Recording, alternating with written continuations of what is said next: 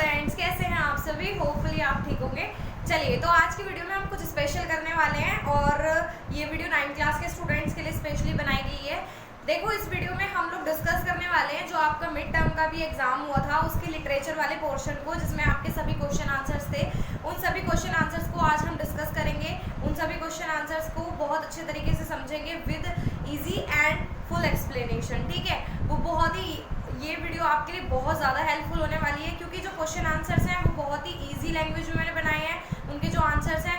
और एक बात और है कि जो क्वेश्चन आंसर्स हैं, मतलब अगर आप इन क्वेश्चन आंसर्स को करोगे तो मे बी आपको ये क्वेश्चन आंसर्स फाइनल एग्जाम में भी देखने को मिल सकते हैं। मेरे अगर मैप नहीं आपको, मतलब एक तरीके से अगर मैं आपको अपना पॉइंट ऑफ व्यू दूँ तो आपके लिए आपको ये क्वेश्चन आंसर ज़रूर देखने चाहिए, मतलब ज़रूर समझने चाहिए आपको, क्योंकि हो सकता है कि इसमें से कुछ क्वेश्चन आंसर्स आपको देखने को मिल जाए फाइनल वाले एग्जाम में। ठीक है, तो इसीलिए वीडियो आपके लिए बहुत हेल्पफुल होने वाली है, इसीलिए एंड तक देखना इस वीडियो को बिल्कुल मत भूलिएगा। बहुत ही ईजी क्वेश्चन आंसर्स हैं, बहुत ही आसान लैंग्वेज में है, आपको होपफुली आपको समझ आएंगे, बहुत अच्छे तरीके से समझ आएंगे।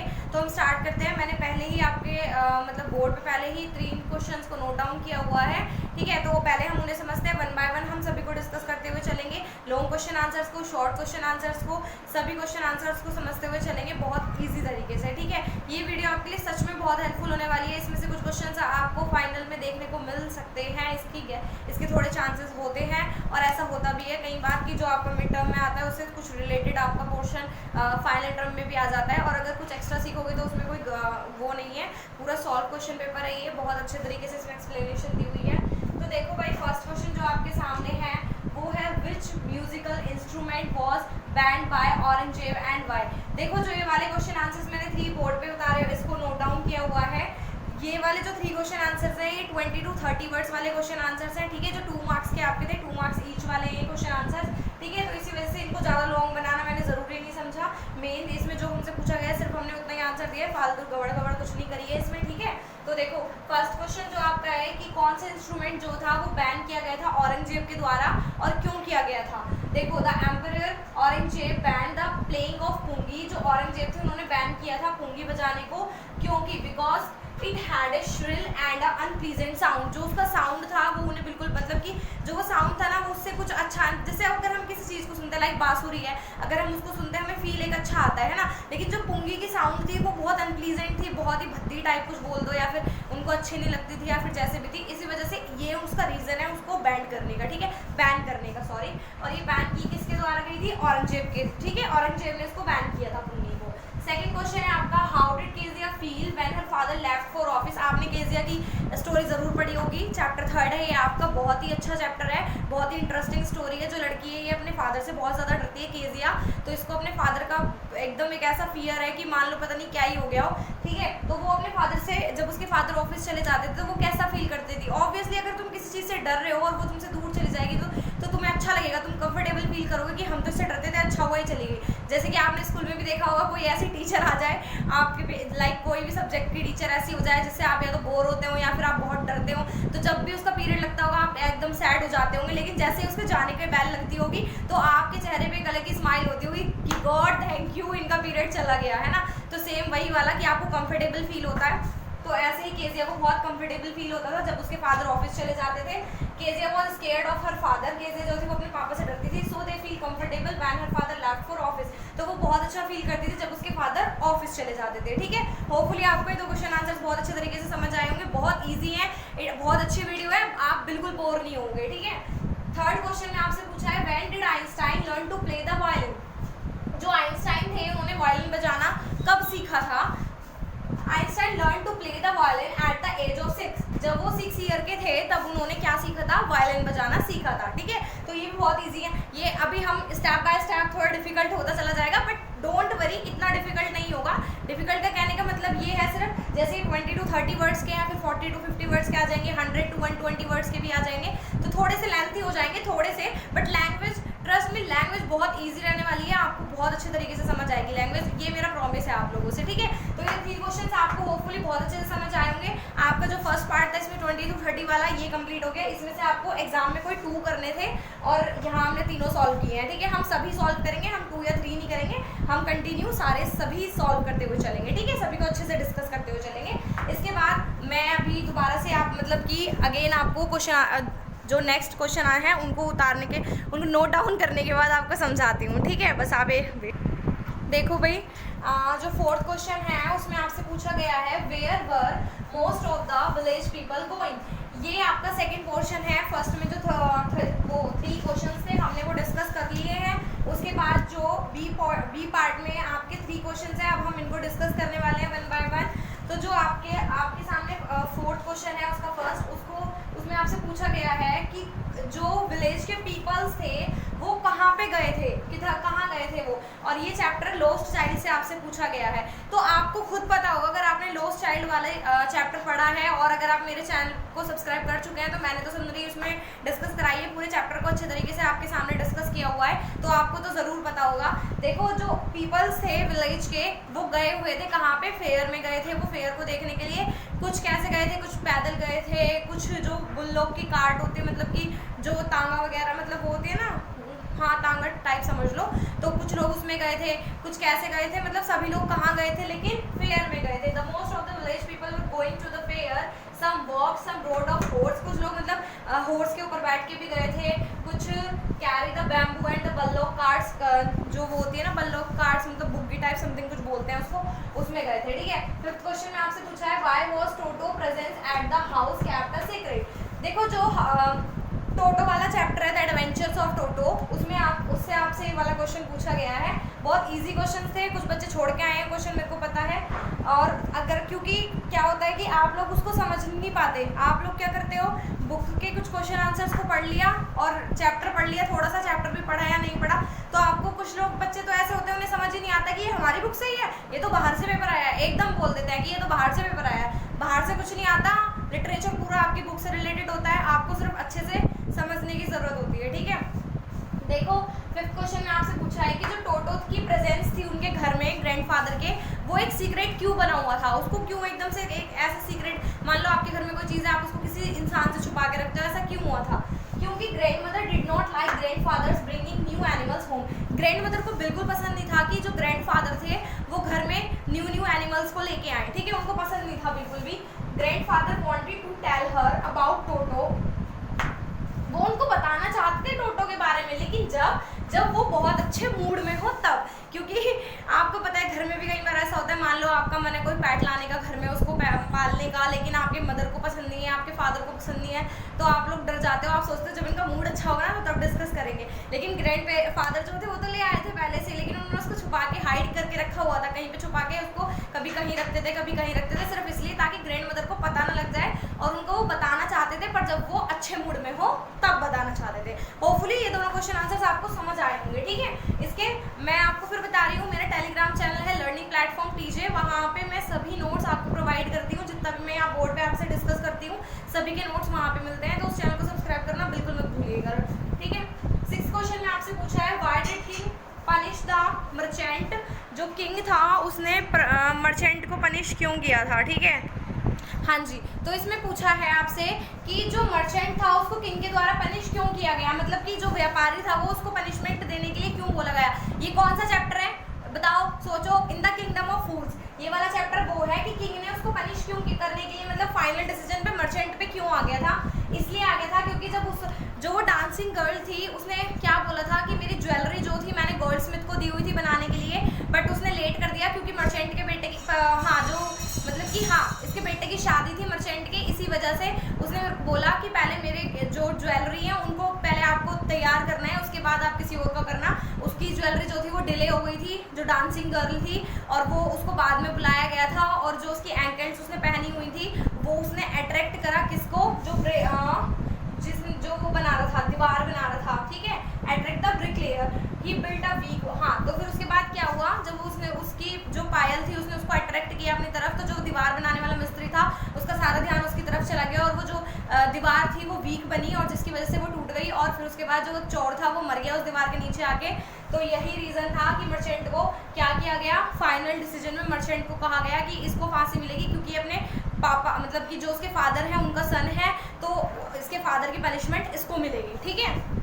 The merchant father had made the gold Smith delay the dancing girl jewellery, जो मर्चेंट के फादर थे उन्होंने वो जो गोल्ड स्मिथ थे उसको बोला था कि डांसिंग मतलब कि पहले मतलब हमारी ज्वेलरी बनाई जाए, डांसिंग गर्ल की बाद में बनाई जाए। इसी वजह से मर्चेंट को फाइनली पकड़ा गया कि इसको ही पनिशमेंट मिलेगी। ठीक है, मैंने पूरा लिखा हुआ है। Her angles attracted the bricklayer, he built a weak wall that killed the thief, the merchant inherited his father's sins, so the king ordered his execution. मतलब उसको फांसी लगाने की सजा उसको फाइनली दी गई। किसको? मर्चेंट को दी गई। आखिर में हुआ तो कुछ और ही, पर उसमें पूछा गया है आपसे तो यही आंसर है। ठीक है, तो इस पोर्शन के भी, बी पोर्शन के भी आपके 3 क्वेश्चन आंसर जो थे वो डिस्कस हो चुके हैं अच्छे तरीके से। होपफुली आपको आपकी अच्छी अंडरस्टैंडिंग बनी होगी इनके साथ, क्योंकि मैंने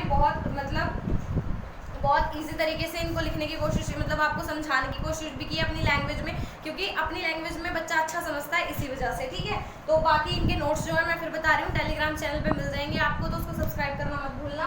ठीक है, तो इसके बाद हम नेक्स्ट क्वेश्चन आंसर्स को करते हैं जल्दी से ही, बिना टाइम वेस्ट किए हुए फटाफट। हाँ जी स्टूडेंट्स, तो आपके सामने एक और क्वेश्चन मैंने नोट डाउन किया हुआ है। आपसे क्वेश्चन में पूछा है, who was Shiva Subramania Iyer, what did he want Abdul to do. Shiva Subramaniam कौन थे और वो क्या चाहते थे अब्दुल से। Shiva Subramania Iyer was science teacher of Abdul. एक तो ये साइंस के टीचर थे अब्दुल के, और इन्होंने क्या किया था, अब्दुल को अपने यहाँ खाने पे बुलाया था, यानी कि अब्दुल कलाम जी की बात हो रही है यहाँ पे। He invited him to have food at his house, though his wife was an orthodox Brahmin. जो उनकी वाइफ थी वो ब्राह्मण थी, मतलब वो भी हिंदू परिवार के ही थे। उनके जो साइंस टीचर थे उनकी वाइफ जो थी वो बहुत ज़्यादा मानने वाली थी, ब्राह्मण थी वो। She was upset at the idea and didn't serve him food, और वो इस आइडिया से बहुत अपसेट हुई। ये आपको आज के टाइम पे भी देखने को मिलेगा कि ये दूसरी कास्ट का है, हमारे घर आके कैसे खाना खा सकता है, ये है वो है, बहुत सारी चीज़ें होती हैं इन चीज़ों को लेके। आज भी जात पात पे बहुत चीज़ों पे बहुत ज़्यादा ड्रामे होते हैं। ठीक है, तो वही सीन इसमें था कि जो उनकी वाइफ थी उसको बिल्कुल भी पसंद नहीं आया कि अब्दुल यहाँ पे आके खाना खाए, but the teacher himself did the work. जो टीचर थे उन्होंने खुद सर्व किया था खाना जो था। while the teacher told Abdul, और उन्होंने अब्दुल को बोला, once you decided to change the system, such problem have to be confronted. He did his best to break the social barriers. उन्होंने अब्दुल से बोला कि मतलब कि एक बार कुछ मतलब तुम ही इस प्रॉब्लम को एक तरीके से सॉल्व करोगे, जो ये हमारे सामने एक समाज के बैरियर्स हैं कि ये वाली जाति धर्म के ऊपर जो बैरियर्स हैं इनको ख़त्म करने के लिए। ठीक है, तो यही इस क्वेश्चन में आपसे ये पूछा गया है, और इसका आंसर आपको 40 to 50 वर्ड्स में देना था। इसके बाद एक नेक्स्ट क्वेश्चन है जिसको मैं आपके सामने बोर्ड पे नोट डाउन करने वाली हूँ। ठीक है, इसका स्क्रीनशॉट लेना है ले लो, वरना तो मेरा टेलीग्राम चैनल है, वहाँ पे आपको सारी अपडेट्स टाइम टू टाइम मिल जाती हैं। ठीक है, तो वहाँ पे मैं हाँ जी स्टूडेंट्स, बहुत ही इंटरेस्टिंग क्वेश्चन है ये वाला। Why did Ron Frocks decide to teach Evelyn. जो रॉन फ्रॉक्स थे उन्होंने क्यों डिसाइड किया एवलिन को म्यूजिक सिखाने का। ठीक है, ये वाला चैप्टर जो है इसमें जो ये गर्ल होती है एवलिन, वो डीफ एंड डम होती है, ना वो सुन सकती है ना वो बोल सकती है। ठीक है, तो उसको क्यों डिसाइड किया उन्होंने कि उसको म्यूजिक सिखाया जाए या फिर कुछ भी। ठीक है, क्यों डिसाइड किया था, उसका एक बहुत बड़ा रीजन था। रॉन फ्रॉक्स ए पर्सनिस्ट सा हर पोटेंशियल। उन्होंने क्या देखी, उसकी वो पोटेंशियल देखी, उसकी वो जिज्ञासा सीखने के प्रति वो कितनी ज़्यादा उत्साहित रहती थी, उसकी अंदर से एक वो जिज्ञासा निकलती कि मुझे सीखना है। ठीक है, मतलब अगर देखो आप भी किसी काम को बहुत ज़्यादा करने चाहते हो, अगर कोई आपको बहुत अच्छा काम है, लाइक स्टडी ले लो अपनी, अगर आप बहुत कुछ करना चाहते हो कि मैं स्टडी करूँ। कुछ बच्चे एक्स्ट्रा ऑर्डिनरी होते हैं कि अपने स्टडी के साथ साथ कुछ और पढ़ने का भी उन्हें शौक होता है, कोई नॉवल हो या फिर कुछ भी हो, या फिर कोई अलग से जर्नल नॉलेज लेने का या फिर कुछ भी करने का, होते हैं ऐसे बहुत सारे बच्चे होते हैं। ठीक है, तो जब उनके अंदर एक हमें खुद एक वो दिखती है कि इसके अंदर सीखने की बहुत ज़्यादा पागलपन है, बहुत ज़्यादा ये कुछ कर सकता है, तो उसकी हेल्प करने के लिए बहुत हमें दिख जाता है, कोई सपोर्ट करने वाला बंदा आ ही जाता है आगे। अगर आपको किसी पॉइंट पे पहुंचना है, आपको कोई एम भी अचीव करना होता है, तो आप कभी अकेले कुछ नहीं कर सकते, आपके साथ में आपके सपोर्ट में कोई ना कोई होता है। आपके मदर हो सकती है, फादर हो सकते हैं, कोई भी नेबर हो सकता है, कोई फ्रेंड हो सकता है, कोई भी हो सकता है। स्पेशली मदर फादर तो होते ही हैं किसी भी बच्चे की। अगर कोई बच्चा कोई प्रोग्रेस कर रहा है या फिर किसी चीज़ को अचीव करता है तो उसके पीछे उनके पेरेंट्स का हाथ ज़रूर होता है। ठीक है, तो मेरे कहने का मतलब यही है कि अगर आपके अंदर किसी चीज़ की जिज्ञासा दिखती है तो आपको उसी फील्ड में आगे बढ़ाने का प्रयास करते हैं आपके मदर फादर भी, कि ज़रूरी नहीं है कोई बच्चा पढ़ाई में ही आगे हो सकता है, उसका किसी और चीज़ में बहुत दिमाग हो और वो उससे आगे बढ़ जाए। जैसे कि मोदी जी ने भी कल अपने परसों उन्होंने एक स्पीच दी थी कि यही कि ज़रूरी नहीं है, मैं नहीं बोलता कि पढ़ाई करना ज़रूरी नहीं है, ज़रूरी है, लेकिन इतना भी नहीं कि बच्चे को प्रेशराइज कर दिया जाए कि नहीं बस पढ़ना है, पढ़ने से ही सब कुछ होगा, ऐसा नहीं है। किसी बच्चे का दिमाग, अगर आप अपने बच्चे को कंपेयर करते हैं, अगर हम किसी स्टूडेंट से किसी स्टूडेंट को कंपेयर करेंगे तो ये हो ही नहीं सकता, क्योंकि सबका IQ लेवल अलग होता है, सब बच्चों की सोचने की क्षमता अलग होती है, समझने की अलग होती है, तो कंपैरिजन नहीं होता, कोई किसी चीज़ में आगे चला जाता है, कोई किसी चीज़ में आगे चला जाता है, ठीक है। तो वही था कि उसके अंदर उनको जिज्ञासा दिखी कि वो म्यूज़िक सीख सकती है, और उसके वो डीप डम होने के बाद जब कोई बंदा कोशिश कर रहा है म्यूज़िक की, तो भाई उसके अंदर तो एक अलग ही पोटेंशियल है ना, तो उस पोटेंशियल को देख के रॉन फ्रॉग्स जो थे वो बहुत ज़्यादा प्रभावित हुए उसकी तरफ, और तो इसी वजह से उन्होंने उसको सिखाने का मेन रीज़न यही था कि उसके पोटेंशियल को देखकर वो भी बहुत प्रभावित हुए और उन्होंने उसको सिखाने का निश्चय किया। अब देखो, he two 2 large drums to different notes, उन्होंने 2 लार्ज ड्रम्स को मंगाया अलग अलग नोट्स के, मतलब कि ही बीट दैम, वो उसको बजाने के लिए he asked her not to listen their sound through her ears, she should try to sense it some other way. उन्होंने उसको बोला एवलीन को कि तुम्हें अपने ईयर्स से नहीं सुनना, क्योंकि वो तो सुन ही नहीं सकती थी, तुम्हें महसूस करना है, म्यूजिक को महसूस करो अपने, ठीक है, किसी अदर वे से, किसी अदर सेंस से तुम इसको मतलब सुनने का प्रयास करो। He sensed certain notes in different parts of her body, और अलग अलग पार्ट, मतलब बॉडी के अलग हर पार्ट को या फिर किसी अलग पार्ट को यूज़ करके तुम इन जो तुम्हारे ये म्यूज़िक है, साउंड है, इसको महसूस करने का प्रयास करो। जैसे कि अगर कोई साउंड चलता है या फिर कुछ भी होता है तो उसको फील करो, उसको महसूस करो। उसकी पोटेंशियल को देख के रॉन फ्रॉग्स ने डिसीजन लिया कि मैं इसको सिखाऊंगा, मैं इसको टीच करूंगा, जिससे कि जो एवलीन है उसको एक अपना एम मिल पाए, ठीक है। अगर आपके अंदर भी कोई एम है तो उसको बाहर निकालिए, मतलब आपके अंदर भी कुछ ऐसा है जो आपके अंदर छुपा हुआ है, कोई आपका टैलेंट, तो उसको बाहर निकालिए और उसमें भी आगे बढ़िए। स्टडी बहुत ज़रूरी है, बहुत इंपॉर्टेंट है, लेकिन अगर आपके अंदर कुछ और चीज़ ऐसी छुपी हुई है, कोई ऐसा टैलेंट है, तो उसको भी निकालने की पूरी कोशिश कीजिए, ठीक है। इसके बाद हम नेक्स्ट क्वेश्चन को डिस्कस करेंगे। इसके बाद जो नेक्स्ट क्वेश्चन है वो आपकी ना पोएम से रिलेटेड है, हम उसको बाद में डिस्कस करेंगे, चैप्टर से रिलेटेड अभी वैसे ही करते हैं हम, ठीक है। देखिए भाई, जो आपका बी सेक्शन था क्वेश्चन नंबर 11 में, बी सेक्शन में आपके 3 क्वेश्चंस हैं, ठीक है। इन 3 क्वेश्चंस में से देखो, जो ये फर्स्ट वाला क्वेश्चन है, how does the Guru save his disciple life, कि जो गुरु थे उन्होंने कैसे अपने डिसिपल की यानी कि उसके शिष्य की लाइफ कैसे सेव की थी। और second, why did Happy Prince send a sapphire to playwright, मतलब कि जो हैप्पी प्रिंस वाला चैप्टर है उसमें से आपसे पूछा गया है कि जो उन्होंने सैफियर यानी कि जो वो मणि थी, वो नग था, जो भी वो प्ले राइट को क्यों दिया था, ठीक है। ये दोनों क्वेश्चंस मैं आपको जब मेरे चैप्टर्स की समरी के साथ क्वेश्चन आंसर्स रहे थे, मैं वहाँ पे डिस्कस कर चुकी हूँ, मैं लिंक दे दूँगी डिस्क्रिप्शन में इसका, वहाँ से आप देख लेना, क्योंकि टाइम वेस्ट करने से मेरे हिसाब से कोई फायदा नहीं है। इसी वजह से मैंने यहाँ नोट डाउन करके वीडियो को फालतू में बड़ा करने की कोशिश नहीं की है, ठीक है। तो आप ये दोनों क्वेश्चन आंसर्स वहीं से देख लेना। ये वाला क्वेश्चन मैंने आपको जो कौन सा वाला चैप्टर है, इन द किंगडम ऑफ फूल्स वाला है, उसमें मैंने ये वाले क्वेश्चन प्रॉपर पहले ही करवा दिया था, और बाय चांस ये एग्जाम में भी आया, इसके चांसेस भी थे एग्जाम में आने के, मैंने तब भी बताया था, और मैंने इसको पहले ही करवाया था। जिन्होंने पहले वीडियो देखी होगी शायद उनके लिए हेल्पफुल रही होगी, अगर उन्होंने सीरियस होकर समझा होगा तो। और जो ये सेकंड क्वेश्चन है, ये मैंने कल ही कराया, हैप्पी प्रिंस वाला जो क्वेश्चन आंसर्स मैंने कल डिस्कस किया आपके साथ 10 क्वेश्चन आंसर्स, उसमें से एक क्वेश्चन ये वाला भी मैंने डिस्कस किया है, तो आपको ये दोनों क्वेश्चन आंसर्स मिल जाएंगे, ठीक है, पहले वाली वीडियो में, मैं लिंक डिस्क्रिप्शन में दे दूँगी। थर्ड क्वेश्चन जो है वो मैं आपको समझा देती हूँ। What did Toto do with the dish of pulao, जो पुलाव की प्लेट थी उसके साथ, मतलब जो जिसमें मतलब कि वो डिश थी वो पुलाव वाली, उसके साथ क्या किया जो टोटो था उसने। One day the toto took a large dish of pulao, उसने क्या मतलब कि एक दिन जो टोटो था उसने एक लार्ज डिश ऑफ पुलाव को डाइनिंग टेबल से लंच के टाइम मतलब उसको उठाया या जो भी करा और खाना स्टार्ट कर दिया उसने। व्हेन ग्रैंड मदर स्क्रीम, जब ग्रैंड मदर वहाँ पे जाके एकदम चिल्लाई तो he threw a plate at her, उन्होंने उसने वो प्लेट फेंक के मारी ग्रैंड मदर के ऊपर।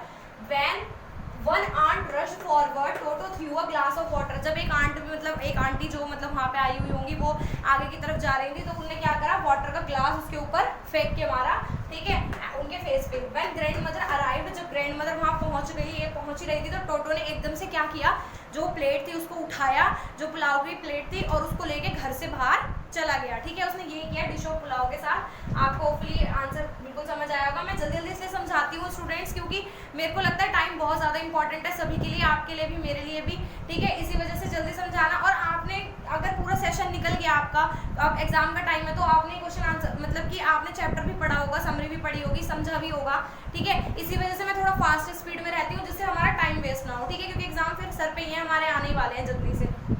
तो इसके नोट्स फिर बता रही हूँ, टेलीग्राम चैनल पे मिल जाएंगे। और इसके बाद जो 2-3 क्वेश्चन रह गए हैं लॉन्ग वाले, जो 100 to 120 वर्ड्स वाले हैं, अब हम उनको डिस्कस करने वाले हैं। 4 to 5 क्वेश्चन हैं वो, ठीक है, जल्दी से उन्हें डिस्कस करते हैं, फिर आज की वीडियो को खत्म करते हैं फटाफट।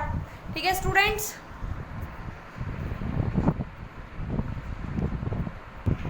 हाँ जी स्टूडेंट्स, तो देखिए जो ये वाला क्वेश्चन है आपके सामने, ये 100 to 120 वर्ड्स में जो लॉन्ग क्वेश्चन आंसर्स थे उसका फर्स्ट क्वेश्चन है ये वाला। इसमें आपसे पूछा गया है on the basis of the description of the future school in the chapter the fun they had compare the present and future school. देखो भाई, जो फ्यूचर स्कूल वाला जो चैप्टर है हमारा दे फन दे हैड, जिसमें फ्यूचर स्कूल के बारे में डिस्कशन किया हुआ है, उसमें आपको प्रेजेंट का स्कूल और फ्यूचर के स्कूल के बारे में एक कंपेरिजन करना है। ठीक है, उनको कंपेयर करना है। तो एक ओल्ड स्कूल के बारे में ये रहा हमारा और प्रेजेंट स्कूल के बारे में ये रहा। देखो भाई, ओल्ड स्कूल यानी कि प्रेजेंट वाले और ये फ्यूचर वाले जो होने वाले हैं। In the old schools the kids went there, मतलब कि ओल्ड स्कूल्स में क्या होता था, जो किड्स यानी कि बच्चे थे वो जाते थे, ए मैन टॉट देम, और जो एक आदमी होता है वो एक मतलब उन्हें बोलता है, पढ़ाता है। All the kids learn the same thing, जो सारे स्टूडेंट्स होते हैं वो सेम चीज़ें पढ़ते हैं। सपोज करो मैं आपको पढ़ा रही हूँ, तो जितने 9th क्लास के स्टूडेंट्स हैं जो पढ़ रहे होंगे मेरे चैनल से, या फिर जो भी है, या फिर स्कूल की बात ही ले लो, आपके टीचर जो पढ़ाते हैं, आपकी क्लास में इतनी बड़ी स्ट्रेंथ बैठती है, इतने सारे स्टूडेंट्स बैठते हैं, सभी सेम चीज़ पढ़ते हैं ना एक टीचर से। तो वही बोला है यहाँ पे कि the kids learn the same thing, same ही चीज़ें पढ़ते थे। They were of the same age, और मोस्टली सभी लोग सेम एज के भी होते हैं आपकी क्लास में, आपका एज ग्रुप चलता है ज़्यादा। ठीक है, जिस एज के आप उसी एज के अराउंड सभी बच्चे होते हैं। They laughed and shouted in the school yard, और वो लोग हंसते हैं, बातें करते हैं स्कूल में ऐसे घूमते हुए, जैसे यानी कि आपके स्कूल की बात हो रही है, अभी की बात हो रही है, जो अब का स्कूल में ये जो सीन चल रहा है वो वाली। ठीक है, आप स्कूल में अपने फ्रेंड्स के साथ मस्ती करते हो, घूमते हो, मजे करते हो। ठीक है, वही चीज़ें हैं। All set together in the school room and left for their homes together at the end of the day, यानी कि जब स्कूल जो वो दिन है, वो स्कूल का टाइम जो होता है वो खत्म हो जाता है, फिर सभी लोग एक साथ स्कूल से घर के लिए निकलते हैं और मस्ती करते हुए अपने घर जाते हैं। ठीक है, एक साथ छुट्टी होती है उनकी, एक साथ ही वो निकलते हैं। उसके बाद बोला है in the present setup of education teaching is done by the mechanical teacher, यानी कि द फ्यूचर वाली बात हो रही है, यानी कि फ्यूचर स्कूल वाली। ठीक है, यहाँ पे आप फ्यूचर भी लिख सकते हो, कोई प्रॉब्लम नहीं है। In the future setup of the education teaching is done by the mechanical teacher, यानी कि मैकेनिकल टीचर होंगे like robot. It is always on at the same time every day, जो कि हमेशा सेम टाइम पे every day same time पे ही हमें मतलब कि एक तरीके से टीच करेंगे। The screen is lit up and every lesson appears on it, जो स्क्रीन होगी उस पर सभी चैप्टर्स को पढ़ाया जाएगा। Homework is inserted in the paper slot, और जो होमवर्क है उसको पेपर स्लॉट पे दिया जाएगा। The student need not move out of their houses, और जो स्टूडेंट्स हैं उनको पढ़ने के लिए अपने घर से बाहर नहीं जाना पड़ेगा। जैसे आज आप हो, आपको स्कूल जाना पड़ता है, दूर दूर आपके स्कूल है, सभी को जाना पड़ता है, लेकिन जो फ्यूचर स्कूल्स होंगे उसमें ऐसा नहीं होगा। उसमें जो आपको घर पे बैठ के आपकी पढ़ाई हो जाएगी, जैसे अभी आपकी ऑनलाइन क्लासेस चल रही हैं, चलो यहाँ तो फिर भी टीचर्स पढ़ा रहे हैं, उस टाइम पे रोबोट पढ़ाएंगे आपको, यानी कि मैकेनिकल टीचर्स होंगे और वो आपको टीच करेंगे। ठीक है, तो आप सभी लोग घर पे बैठ के पढ़ लोगे। जैसे कि आज बहुत सारे यूट्यूब पे पढ़ते हैं, कुछ बच्चे बूट उस पर पढ़ते हैं, जूम ऐप पे पढ़ते हैं, जो स्कूल से लाइव क्लासेस वगैरह भी होती है कुछ, तो इस तरीके से। ठीक है, तो यही इन्होंने बोला है प्रेजेंट और फ्यूचर स्कूल के बारे में। ये आपका प्रेजेंट स्कूल का डिस्कशन हो गया ओल्ड वाला, और ये आपका फ्यूचर स्कूल का डिस्कशन हो गया। ठीक है, इन द फ्यूचर सेटअप पे लिख लो भाई, कहीं आप कंफ्यूज ही हो जाओ। ठीक है, बस यही है। इसके अलावा जो हमारे इसके बाद 3 क्वेश्चंस और रहते हैं, हम उनको भी आज ही डिस्कस करेंगे इसी वीडियो में। ठीक है, और मैं टेलीग्राम चैनल पे आपको सभी प्रोवाइड करा दूंगी जितने भी नोट्स होंगे। हाँ जी स्टूडेंट्स, तो इसका सेकेंड क्वेश्चन है what are the qualities what are the qualities Abdul admire in his parents. जो अब्दुल कलाम वाला चैप्टर है माय चाइल्डहुड, उससे ये क्वेश्चन लिया गया है। ठीक है, बहुत ही इजी क्वेश्चन है। इसमें बोला है कि कौन सी ऐसी क्वालिटीज थी जिनको अब्दुल कलाम ने एडमायर यानी कि एक तरीके से एक्वायर किया था अपने पेरेंट्स से। ही had a materially and emotionally secure childhood, उनका जो था वो बहुत ही इमोशनली तरीके से, क्योंकि वो पुअर फैमिली से बिलोंग करते थे, उनके पास कोई इतना पैसा भी नहीं था, उनको इतना शो ऑफ करने का भी कुछ नहीं था। ठीक है, he had a materially emotionally secure childhood. His parents Jainulabdeen and Ashiamma were very generous kind and believe in the life of necessities. जो उनके पेरेंट्स थे, उनके मदर फादर थे, जो वो बहुत ही जेनरस थे, काइंड, दयालु थे, बहुत ज़्यादा, मतलब वो उन्हें सिर्फ बिलीव था कि अपनी ज़रूरतें पूरी होनी चाहिए। ज़रूरतें इन से उनको सिर्फ खाना, एक तरीके से देखो सबसे इंपॉर्टेंट चीज़ होती है अगर कोई भी इंसान है, अगर मतलब देखो वैसे तो सबकी अपनी अपनी एक अलग ज़रूरत होती है कि ये भी चाहिए वो भी चाहिए। ठीक है, फिर हमारे पेरेंट्स कभी कभी बोलते हैं हवस की खोपड़ियाँ भरती ही नहीं है कभी भी, ये एक डायलॉग होता है बहुत सिंपल सा जो सुनने को मिल ही जाता है। लेकिन जो अगर आपको रहना है, जीवित रहने के लिए आपको मेन एक खाना चाहिए, रोटी, इसके अलावा मतलब बोलते हैं रोटी कपड़ा मकान, इसके अलावा कोई ज़रूरत नहीं होती। वही वाला सीन था यहाँ पे, सिर्फ जो इंपॉर्टेंट नेसेसिटी की चीज़ें थी वही ज़रूरतमंद थी। His father had neither much wealth and nor much formal education. उनके जो फादर थे वो कोई एजुकेटेड भी नहीं थे, और जो उनकी मदर मतलब जो उनके फादर थे उनके पास कोई इतना पैसा धन दौलत वगैरह भी नहीं थी, ठीक है। But he was wise, generous, honest. वो बहुत ज़्यादा बुद्धिमान थे, जेनरस थे और ऑनेस्ट, बहुत ईमानदार व्यक्ति थे। This made his children hard working and discipline. इसी एक उनकी वो आदत थी जिसकी वजह से जो उनके बच्चे थे मतलब कि वो बहुत ज़्यादा हार्ड वर्किंग और डिसिप्लिन रहे, ठीक है। His mother was affectionate, kind and generous. Abdul Kalam inherited all the traits of his parents characters. उन्होंने जितने भी ये ट्रेड्स थे वो अपने पेरेंट्स से एक तरीके से एक्वायर किए थे। और देखो बच्चा बोलते हैं ना माता पिता पे जाता है अपने, तो ऐसा होता है, बच्चा अपने माता पिता पे जाता है, कुछ चीज़ें उनकी वो अपने अंदर लेता है, कुछ आदतें ऐसी होती हैं। तो ये सब चीज़ें अब्दुल कलाम ने अपने पेरेंट्स से एक्वायर की थी। इसके नोट्स टेलीग्राम चैनल पे मिल जाएंगे, लर्निंग प्लेटफॉर्म टीजे पे, टीजे कैपिटल है, ठीक है। बस इसके बाद 2 क्वेश्चंस और रहते हैं, उन्हें और डिस्कस कर लेते हैं हम जल्दी से फटाफट। हाँ जी स्टूडेंट्स, तो ये फर्स्ट क्वेश्चन मतलब नेक्स्ट वाला जो आपका सबसे लास्ट वाला क्वेश्चन है उसमें जो 2 क्वेश्चन इंपॉर्टेंट जो लॉन्ग क्वेश्चन है 100 to 150 वर्ड्स वाले, उनमें से ये क्वेश्चन मैंने यहाँ पे नोट डाउन किया है। Describe the scene of at the fair, यानी कि जो मेले में क्या सीन था उसको डिस्क्राइब करना है द लॉस्ट चाइल्ड की स्टोरी से। देखो इसमें एक सिंपल सी बात मैं आपको बता दूं, द लॉस्ट चाइल्ड की जो आपकी स्टोरी है फिर जो भी है चैप्टर है आपका, इसमें जब आपको बताई दिया कि फेयर के सीन को डिस्क्राइब करना है, इट मीन्स कि आपको बिना सोचे समझे वहाँ पे एक समरी को डिस्क्राइब कर देना था। वहाँ पे आपको सिर्फ एक समरी लिखनी थी, इससे ज़्यादा कुछ भी नहीं करना था। कुछ बच्चे शायद करके आए होंगे, कुछ नहीं करके भी आए होंगे, तो इसमें आपको कुछ नहीं, आपको स्टोरी पता है। इसीलिए मैं अपने चैनल पे स्टोरी जो होती है वो हिंदी में ज़्यादा बताना प्रेफर करती हूँ, क्योंकि स्टोरी माइंड में रहती है तो बच्चा सेंटेंस बनाता ही है, छोड़ने से अच्छा है कि वो कुछ लिख के आता है वहाँ पे, ठीक है। तो इसी वजह से इसमें आपको समरी लिखनी थी। और एक मैंने यहाँ पे जो बोर्ड पे नोट डाउन किया है आप एक बार उसको देख लीजिए।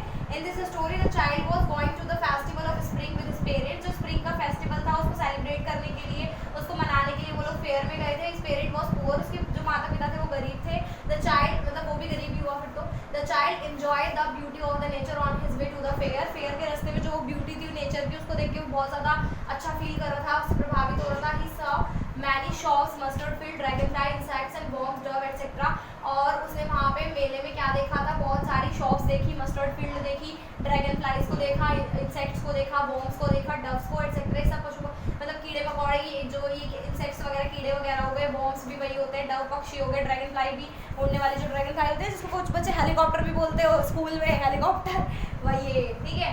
उसके बाद all this thing attract the child, जितनी भी थिंग्स थी वो अट्रैक्ट कर रही थी चाइल्ड को। He saw a sweet meat shop, उसको फिर क्या देखा उसने, स्वीट मीट शॉप देखी, यानी कि मिठाइयों की दुकान, जिससे कि जो कि उसको बहुत अच्छा लगा वहाँ पे, ठीक है।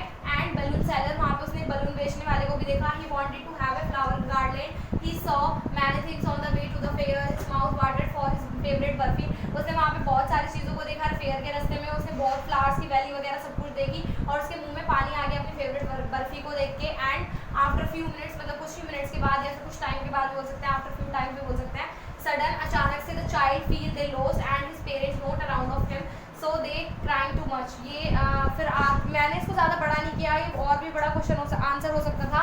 अगर आप इसको और बड़ा करते तो फिर आप इसको देखते घबरा जाते कि ये इतना बड़ा है हम कैसे याद करेंगे, ठीक है, क्योंकि आप 9th स्टैंडर्ड के स्टूडेंट हो, पहले ही होप खो देते हो अपनी कि हम नहीं कर पाएंगे। लेकिन फिर क्या हुआ, अचानक से ही कुछ टाइम बाद ही वो लड़का उसने फील किया कि वो लॉस्ट हो चुका है, वो खो गया, उसके पेरेंट्स उसके आसपास नहीं थे बिल्कुल भी और वो बहुत ज़्यादा रोने लग गया था, ठीक है। इसका जो जल्दी करते हैं, इसका जो आपको वो है नोट्स, ये आपको मेरे Telegram channel learning platform TJ पे मिल जाएगा। इसके बाद एक लास्ट क्वेश्चन रह जाता है जिसको हम डिस्कस करके ही छोड़ेंगे, चाहे कुछ भी हो जाए आज, बस वही लास्ट एक क्वेश्चन बचता है, ठीक है। 2 मिनट का टाइम दो बस। हाँ जी स्टूडेंट्स, आज का ये लास्ट क्वेश्चन होगा आपके लिए मिड टर्म के एग्जामिनेशन को, जो हमने क्वेश्चन पेपर लिटरेचर के पोर्शन को हमने क्वेश्चन आंसर्स को सभी को सॉल्व किया है, उसका ये लास्ट क्वेश्चन है। इसको भी हम डिस्कस कर लेते हैं और फटाफट से एंड करते हैं इस वीडियो का, ठीक है। होपफुली आपको सभी समझ में आया होगा, अगर किसी की कोई भी क्वेरी हो तो प्लीज़ पूछ लेना, ठीक है। चलो भाई, क्वेश्चन लास्ट है, बिल्कुल एनर्जी के साथ रहना, बिल्कुल एनर्जी के साथ ही सुना करो, ठीक है।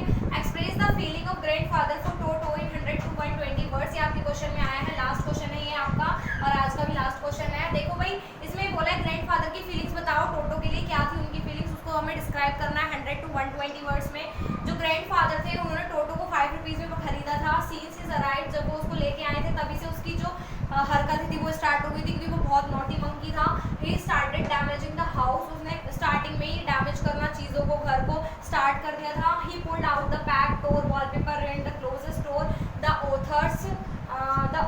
Blazer into racks. उसने क्या किया था, जो वॉल पेपर्स थे उनको फाड़ना, किसी चीज़ को खुरचना, तोड़ना फोड़ना, ये सब। और इवन उसने ऑथर का जो ब्लेजर था उसको भी रैक में से निकाल के उसको भी फाड़ दिया था, ठीक है।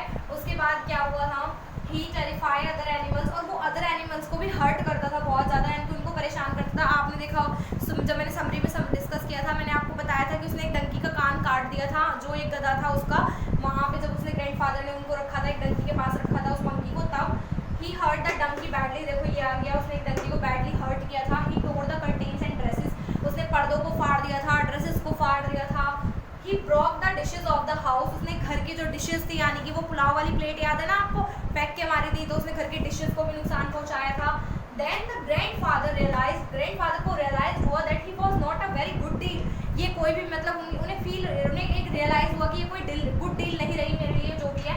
He was not the short to the pat they would keep for long, इसको हम ज़्यादा लंबे समय तक यहाँ नहीं रख सकते, और ना ही ये एक अच्छा पैट बन सकता था। Grandfather found the Tangar driver, उन्होंने फटाफट से टांगर ड्राइवर को ढूंढा और उसको सोल्ड कर दिया एंड उसको बेच दिया, वो भी लॉस में, 3 रुपीज़ में। उन्होंने परचेज किया था 5 में और बेचा उन्होंने 3 रुपीज़ में, ठीक है।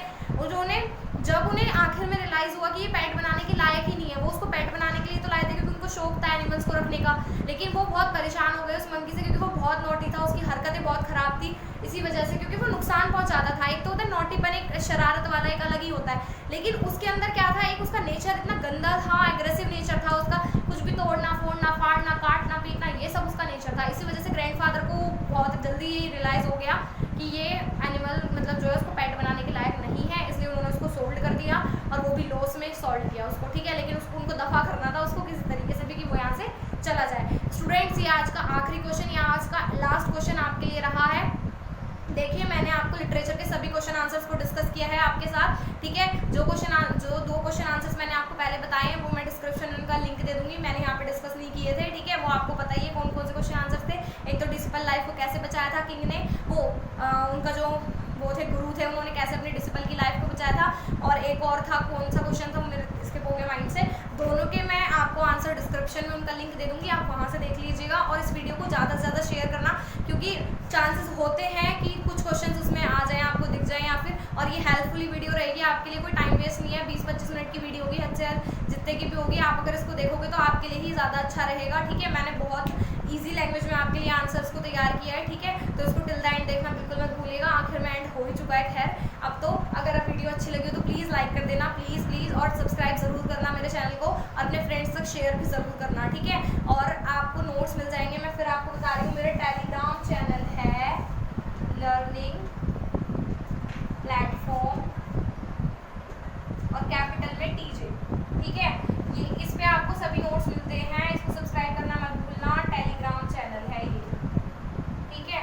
और एक मेरा आपको मैंने इंस्टा पे एक अपना एक पेज बनाया है इंग्लिश अड्डा करके, उस पर डेली यूज़ के इंग्लिश वर्ड्स वगैरह जो होते हैं उनकी अपडेट्स होती है, ठीक है। इंग्लिश अड्डा 18, इसको भी सब्सक्राइब करना, मतलब इसको फॉलो करना बिल्कुल मत भूलना, ठीक है। और ज़्यादा से ज़्यादा मेरे चैनल को सब्सक्राइब करना और अपने फ्रेंड्स के साथ शेयर करना, बस